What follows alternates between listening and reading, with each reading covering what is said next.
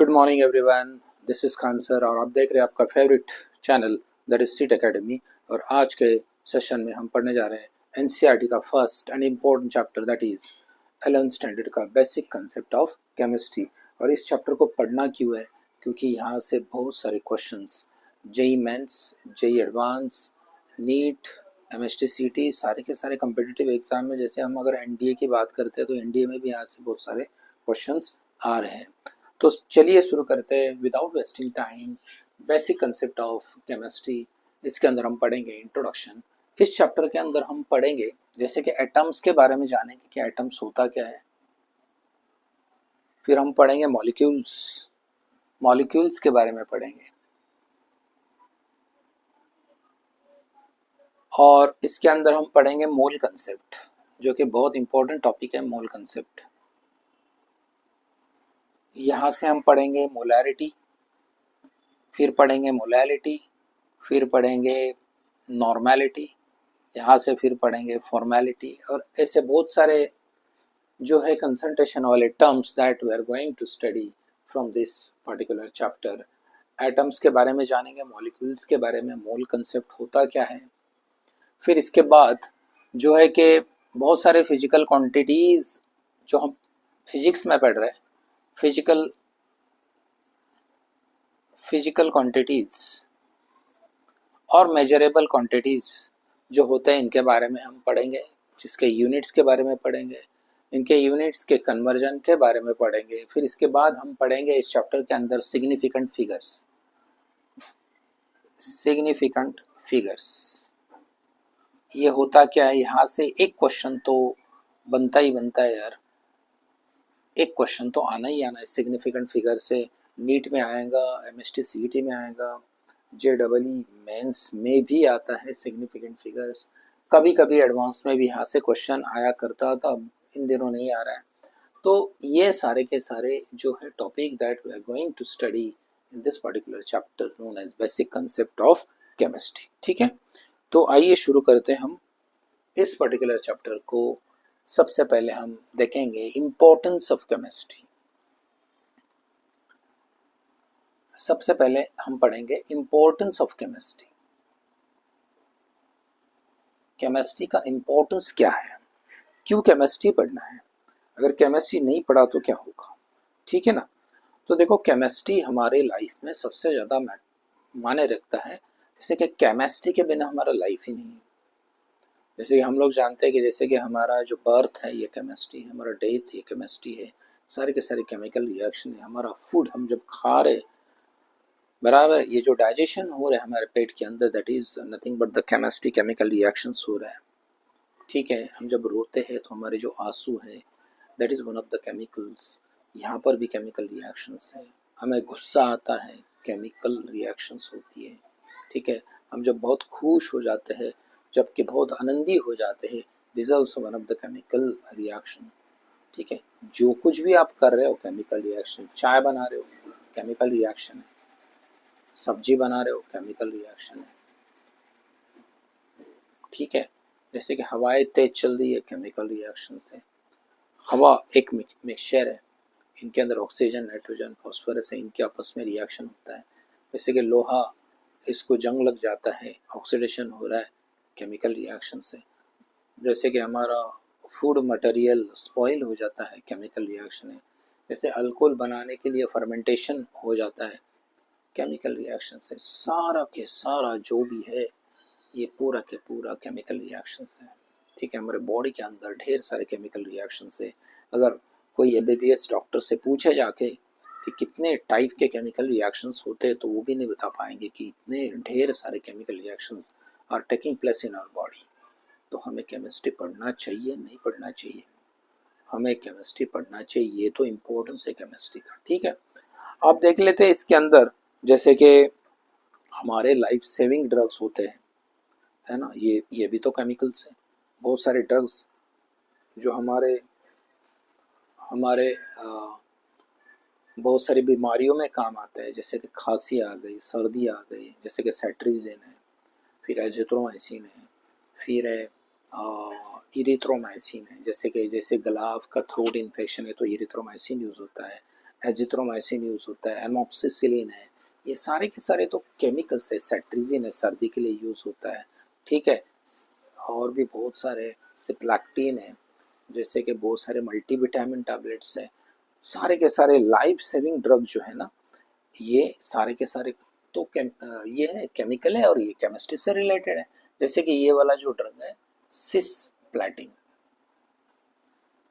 Cisplatin ये सुना होगा आपने, क्योंकि यहाँ से जेई में भी क्वेश्चन आया था कि सिस्प्लैटिन ये जो ड्रग है ना सिस्प्लैटिन, और एक है इसका नाम, जैसे कि मैं बता देता हूँ कि सिस्प्लैटिन के साथ और एक ड्रग है, जैसे कि इसका नाम होता है टेक्सोल, है ना।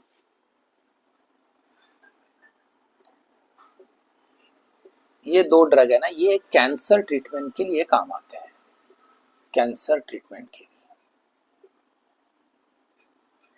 ठीक है। ये भी एनसीईआरटी के बुक में दे रखा है, यहाँ से क्वेश्चन आ रहा है। सिस्प्लैटिन ये कोऑर्डिनेशन कंपाउंड है, जैसे आपको पता होना चाहिए। यहाँ पे एक सेंट्रल मेटल एटम होगा, फिर यहाँ पे दो अमीनो ग्रुप होंगे, ये जो है आपका ये कोऑर्डिनेशन कंपाउंड है, क्लियर है।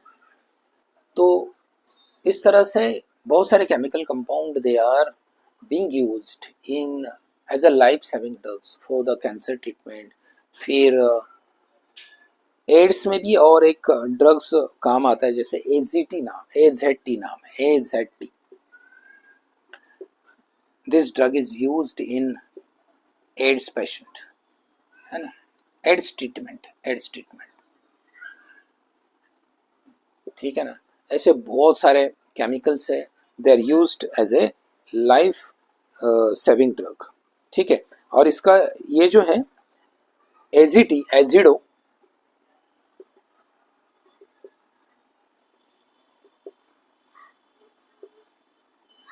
इसका जो फुल फॉर्म है एजिडोथाइमाडाइन, ठीक है ना। तो इसको याद रखना, क्योंकि यहाँ से कॉम्पिटिटिव एग्जाम में क्वेश्चन आ सकते हैं कि these are the chemical compound which are being used in the used as a life saving drugs, ठीक है। ये तो इम्पोर्टेंस है ना केमिस्ट्री का, इसलिए तो केमिस्ट्री हमें पढ़ना है, ठीक है।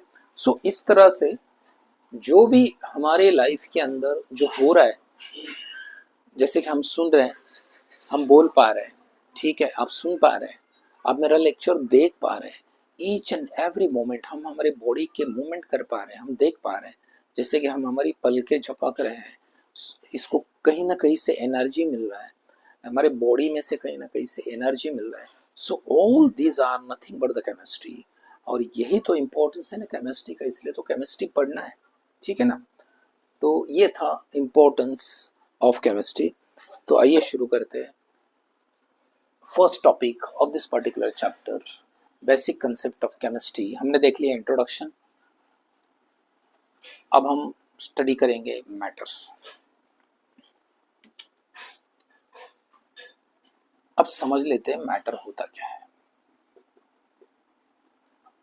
और एक बात है, जैसे कि मेरा लेक्चर है, आप वीडियो को पॉज करके अपने अपने अच्छे से नोट्स बना लेना, because I am not able to give you all the notes during my video lectures, ठीक है। आप अपने आप बना लेना वीडियो को पॉज करके। देखिए मैटर, व्हाट इज मैटर, है ना।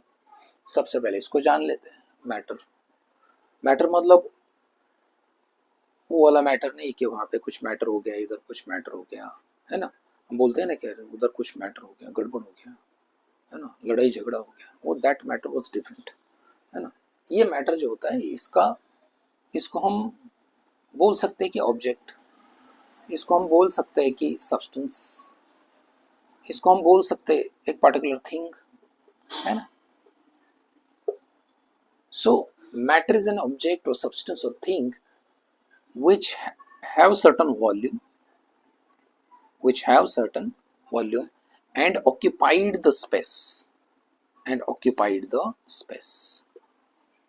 मतलब मैटर हम उसी को बोलेंगे जिसका कुछ ना कुछ तो वॉल्यूम है ना, कुछ ना कुछ तो साइज होगा इसका, और इसके लिए कुछ ना कुछ स्पेस अर्थ के ऊपर ये ऑक्यूपाई करेगा। ऐसे सारे सब्सटेंस को हम मैटर बोलेंगे। अरे भाई, हमें जो कुछ दिख रहा है ना, जो कुछ हम देख पा रहे हैं, जैसे मैं देख पा रहा हूँ बहुत सारे, जैसे कि मेरे सामने सारे स्टूडेंट बैठे हुए हैं, बेंच है, आपके हाथ में पेन्स है, नोटबुक्स है, फैंस है, एसी है, ये बोर्ड है मेरे पीछे, सब कुछ जो चीजें आप देख पा रहे हो, जैसे आप मुझे देख रहे हो, everything is a matter, everything matter, ठीक है। तो ये था मैटर। अब मैटर बना किससे है यार? मैटर बना है एटम से। अब ये एटम क्या है? ये एटम एक स्मॉलेस्ट पार्टिकल है, जिसके बारे में हम थोड़ा डिस्कस करना चाहते हैं कि एटम के बारे में सबसे पहले, डेफिनेशन तो बाद में देख लेते हैं, पहले समझ लेते हैं कि एटम के बारे में सबसे फर्स्ट इंफॉर्मेशन कौन से कंट्री ने दिया था पूरे दुनिया को, मतलब which of the country has given the first information about the atom, that is the India. India के अंदर, India is the first country जिन्होंने एटम के बारे में पूरे वर्ल्ड को इन्फॉर्म किया। और ये महर्षि कनाद ये ऋषि थे।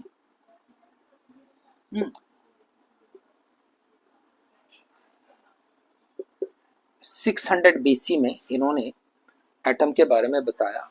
उस समय में यह नाम था ही नहीं। इन्होंने बताया कि इसको परमाणु, मराठी में या तो हिंदी में हम इसे परमाणु बोलते हैं, है ना। तो महर्षि कनाद सर ने बताया 600 BC, मतलब यीशु ख्रिस्त के पैदाइश से पहले 600, ठीक है ना, बिफोर ख्रिस्ट। तो बहुत साल हो गए, बहुत मतलब पुराना रिसर्च है। इन्होंने बताया कि there is a some small particle present in the matter. इन्होंने बताया कि कुछ ना कुछ ऐसा स्मॉल फाइन पार्टिकल जो होता है जिसे हम परमाणु बोलते हैं, ठीक है ना। बाद में फिर डाल्टन आए, डाल्टन ने देखा कि इन्होंने कुछ बताया था। डाल्टन ने इसे स्टडी किया। आफ्टर सेवरल इयर्स डाल्टन ने इसको स्टडी किया और इसके ऊपर फिर R&D को शुरू कर दिया, ठीक है ना। तो ये था एटम के बारे में इन्वेंशन, जो कि इंडिया ने फर्स्ट टाइम बता दिया पूरे वर्ल्ड को कि there is some kind of a small particles present inside the matter, और इसे हम परमाणु बोलते हैं, क्योंकि एटम तो आया नहीं था ये वाला वर्ड। और ये वाला जो वर्ड है atom, it comes from Greek word atomos, है ना। एटोमॉस, एटोमॉस मीन्स अ फाइनेस्ट, बहुत ही स्मॉल, ठीक है। सो एटम्स कम फ्रॉम एटोमॉस। तो ये था मैटर। अब मैटर के बहुत सारे टाइप्स हैं, ये हमें पता है। कौन कौन से टाइप्स के मैटर होते हैं, आइए जान लेते हैं कि मैटर एटम से बना हुआ है। अब मैटर के बहुत सारे टाइप्स हैं जिनके बारे में हमने 8th standard, 9th standard, 10th standard में हमने ऑलरेडी पढ़ा है कि मैटर्स के 3 मेजर स्टेट है, सॉलिड, लिक्विड और गैस, ठीक है ना। और भी है टाइप्स, बट अभी 11th स्टैंडर्ड में इस चैप्टर में हमें सिर्फ 3 ही पढ़ना है, जैसे कि सॉलिड, लिक्विड और गैस। अब तीनों में बाइफर्गेशन अगर हम करेंगे तो तीनों में मेजर डिफरेंस ये है कि इसके अंदर जो पार्टिकल है they are held together compact, मतलब इसके अंदर जो पार्टिकल है ये बहुत ही कंपैक्टली अरेंज होंगे, बहुत ही कंपैक्टली अरेंज होंगे। इनके बीच में गैप बहुत कम होगा, इनके बीच में डिस्टेंस कम होगा, इनके बीच में फोर्स ऑफ अट्रैक्शन कम होगा। ये मैक्सिमम वॉल्यूम ऑक्यूपाई करेंगे, है ना, मैटर के अंदर। तो देयरफॉर ये कंप्रेसिबल नहीं होते, सॉलिड बहुत हार्ड होते हैं, ठीक है। इनके बीच में फोर्स ऑफ अट्रैक्शन बहुत होता है। और लिक्विड के केस में particles are away from each other, मतलब इनके बीच में फोर्स ऑफ अट्रैक्शन होती है बट इसके कंपैरिजन में कम होती है, देयरफॉर दे फ्लो, है ना। इनके बीच में बहुत डिस्टेंस है और ये मूव कर पाते हैं, ये मूव नहीं कर पाते because they are compactly arrange. ये मूव कर पाएंगे, देयरफॉर ये फ्लो करता है। लिक्विड क्या करेगा? फ्लो करेगा। अच्छा, इसका जो विस्कोसिटी ये कम ज्यादा होता है depending upon their friction, but ये due to the negligible, due to the less force of attraction और इनके बीच का हाइयर डिस्टेंस होता है, इसकी वजह से ये फ्लो कर पाते हैं। तो ये है difference between solid and liquid. Gases के केस में होता क्या है कि the particles are much away from each other, they are far away from each other. इनके बीच में जो फोर्स ऑफ अट्रैक्शन होती है ये नहीं के बराबर होती है, निग्लिजिबल फोर्स ऑफ अट्रैक्शन होती है। तो ये हमने पढ़ा था, ये ऑलरेडी हम पढ़ चुके हैं, तो ज़्यादा टाइम वेस्ट नहीं करेंगे, तो इसको नोट कर लो आप चाहिए तो, ठीक है ना। आइए देख लेते हैं। अब इनके बीच में हम कन्वर्जन कर सकते हैं, तो कन्वर्जन जो होता है इसके बारे में थोड़ा जान लेते हैं, क्योंकि 9th स्टैंडर्ड में आपने ऑलरेडी पढ़ चुका है। जैसे कि मैं, ये है मेरे पास सॉलिड है, अगर मैं सॉलिड को लिक्विड में कन्वर्ट कर दूं तो ये जो प्रोसेस होगा इसको हम बोलेंगे मेल्टिंग। ये आपको पता है। अगर मैं टेम्परेचर बढ़ा दूं, हीट सप्लाई कर दूं सॉलिड को, तो ये मेल्ट होगा और इसका लिक्विड में कन्वर्जन होगा। अगर मैं और टेम्परेचर बढ़ा दूं तो लिक्विड से गैस बनेगा और प्रोसेस को हम बोलेंगे वेपराइजेशन। वेपराइजेशन, ठीक है ना, ये हो गया आपका वेपराइजेशन, और इसको इवेपोरेशन भी बोल सकते हैं। अगर मैं गैस को कूल करूं, ठीक है, ये जो होगा ये टेम्परेचर बढ़ाने के बाद होगा, ठीक है। अब मैं गैस को कूल कर दूं, टेम्परेचर को मैं घटाऊंगा, है ना, तो यहाँ पे gas will convert into liquid and the phenomena is known as a condensation. Condensation जैसे बारिश होती है, वाटर वेपर्स जो कि गैसियस फॉर्म में होते हैं, after cooling down they converts into the liquid, the phenomena is known as condensation. अगर मैं लिक्विड को कूल कर दूं, इसका टेम्परेचर डाउन कर दूं, तो ये सॉलिड बनेगा और phenomena is known as a freezing, ठीक है। So melting, evaporation, condensation, freezing. अगर मैं सॉलिड को डायरेक्टली गैस में कन्वर्ट कर रहा हूं तो ये जो प्रोसेस होगा इसको हम बोलेंगे सब्लिमेशन। इसको हम बोलेंगे सब्लिमेशन, ठीक है। जैसे कि कैम्फर होता है, कैम्फर, अगर आप कैम्फर को जलाएंगे then it will directly convert from solid to gases. तो ये जो होगा ये होता है कि स्टेट्स ऑफ मैटर, और स्टेट्स ऑफ मैटर को इंटर कन्वर्ट कैसे करेंगे हम, अगर टेम्परेचर को इंक्रीज करेंगे तो मेल्टिंग होगा, इवेपोरेशन होगा। अगर टेम्परेचर को मैं घटाऊंगा तो कंडेंसेशन और फ्रीजिंग होगा। Directly solid can convert into gas, the phenomena is known as sublimation. और मैं इसका एग्जांपल भी दे रहा हूँ, जैसे कि कैम्फर को जब आप जलाते हो, है ना, जैसे आप कापूर बोलते हो, कापूर, है ना, जिसको आप जलाते हो तो ये डायरेक्टली गैस के अंदर कन्वर्ट हो जाता है, ठीक है। तो ये था मैटर। अब देखो मैटर को अगर हम क्लासिफाई करेंगे, क्लासिफिकेशन ऑफ मैटर देख लेते हैं, बहुत ही इंपॉर्टेंट है, बहुत ही इंपॉर्टेंट है classification of matter.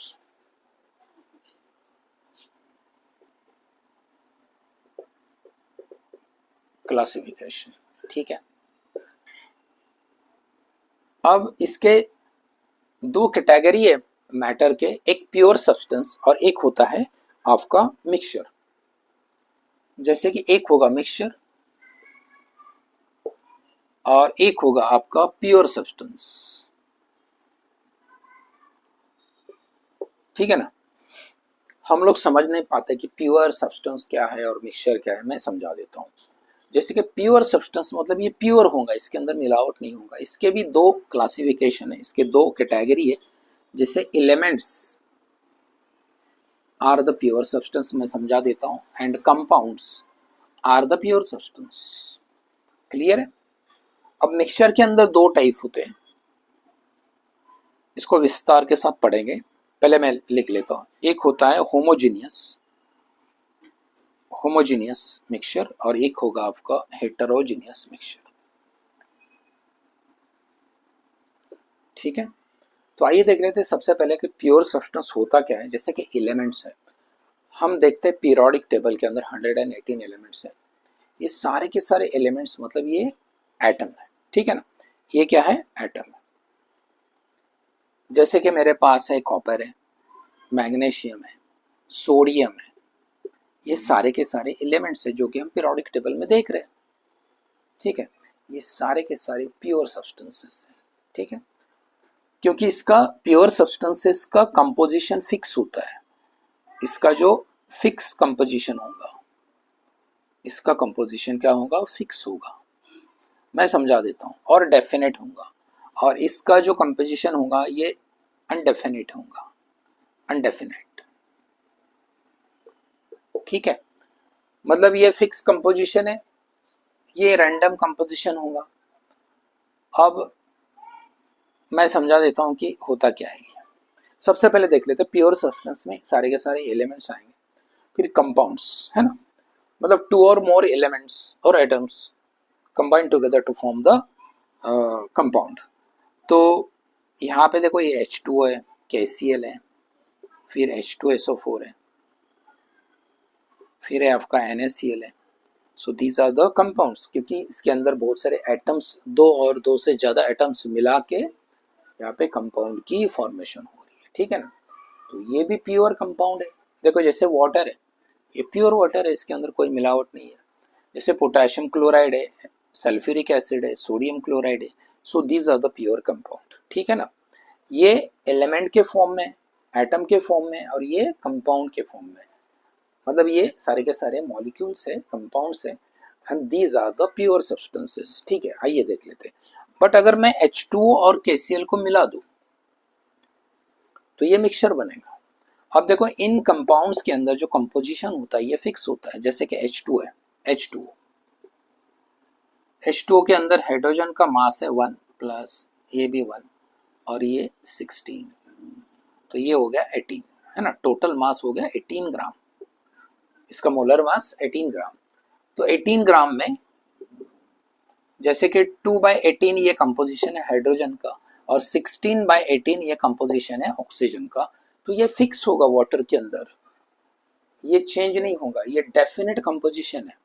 So water का ये जो कंपोजिशन है 2/18 हाइड्रोजन और 16/18 oxygen, so this is a fix composition. So pure substance के बारे में ये कंपोजिशन फिक्स होता है। बट अगर मैं H2 KCl एक साथ मिला दूं दोनों को तो मिक्सचर बनेगा, तो कंपोजिशन डिस्टर्ब होगा, तो देयरफॉर अनडेफिनेट कंपोजिशन।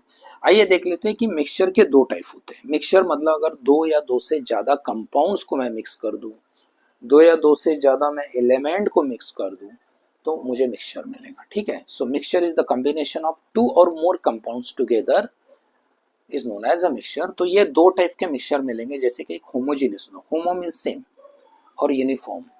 इनके इसके अंदर जो जैसे कि होमोजेनियस मिक्सचर है, अगर मैं दो कंपाउंड एक साथ मिला रहा हूँ और एक सॉल्यूशन बन रहा है, अगर एक जैसा दिखे, ये ट्रांसपेरेंट दिखे और इसका कंपोजिशन ऑल डायरेक्शन में इक्वल हो, such mixture is known as homogeneous mixture. जैसे कि NaCl है, नमक को अगर हम पानी के अंदर घोल देंगे, ठीक है, और इसको मिक्स कर दो तो आपको एक प्योर सॉल्यूशन मिलेगा, ट्रांसपेरेंट सॉल्यूशन मिलेगा, आपको लगेगा नहीं कि इसके अंदर नमक मिला हुआ है। सिमिलरली जैसे कि शुगर है, पानी में घोल दो, अच्छे से मिक्स कर दो, यहाँ से आपको जो सॉल्यूशन मिलेगा that will be homogeneous solution.